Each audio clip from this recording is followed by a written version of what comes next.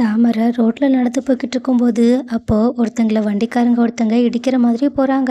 அந்த அங்கிள தாமரை கரெக்டா காப்பாத்திட, தாமரைய உடனே அவங்க பாராட்ட ஆரம்பிக்கிறாங்க.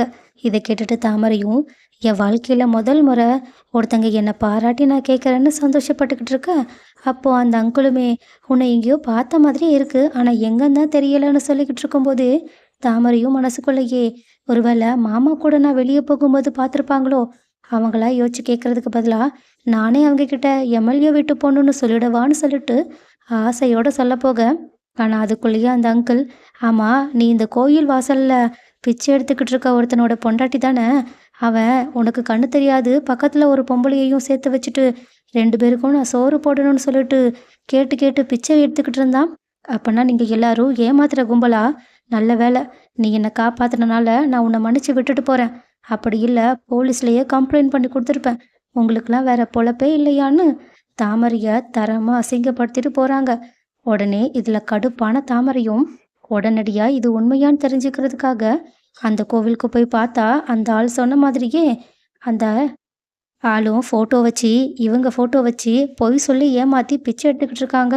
உடனே இத கேட்டுட்டு செம்ம கோவப்பட்ட தாமரையும், எட்டி அவங்களோட ஹஸ்பண்டையே ஒரு மிதி மிதிச்சு அங்க ரகளை பண்ணிக்கிட்டு இருக்காங்க. ஆனா இந்த பக்கமும் தமிழ்ச்செல்வியோட ஆசையை நிறைவேத்துறதுக்காக ராஜாங்க சொன்னபடியே எல்லா ஆம்பளைங்களும் பொம்பளைங்களுக்காக சமைச்சு சாப்பாடெல்லாம் தயாரா வச்சிருக்காங்க. அதை எல்லா பொம்பளைங்களும் சாப்பிட்டு பார்த்துட்டு திடீர்னு ஷாக் ஆயிடுறாங்க.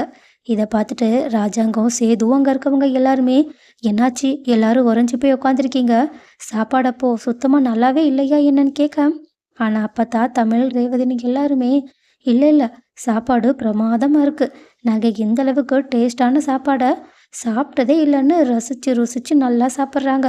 அவங்க சாப்பிட்டு முடிச்சதுக்கு அப்புறமா ஈஸ்வரியுமே அங்கே உட்காந்து சாப்பிட ஆரம்பிக்கிறாங்க. ஆனால் ஈஸ்வரியுமே சாப்பாடை வாயில் வச்ச உடனேயே அப்படியே ஷாக்கில் உட்காந்துருக்காங்க.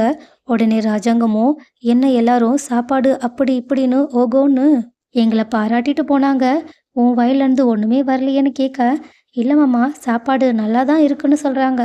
உடனே ராஜாங்கமும், என்னம்மா இப்போ கூட நல்லா தான் இருக்குன்னு சொல்றியே தவிர ரொம்ப நல்லா இருக்குன்னு சொல்ல மாட்டேங்கிறியேன்னு கேட்க, உடனே ஈஸ்வரியும் பல்ல கடிச்சிக்கிட்டு, இல்லை மாமா, சாப்பாடு உண்மையாகவே ரொம்ப நல்லா இருக்குன்னு அவங்களுமே எல்லா சாப்பாடையும் சாப்பிட்டுக்கிட்டு இருக்காங்க.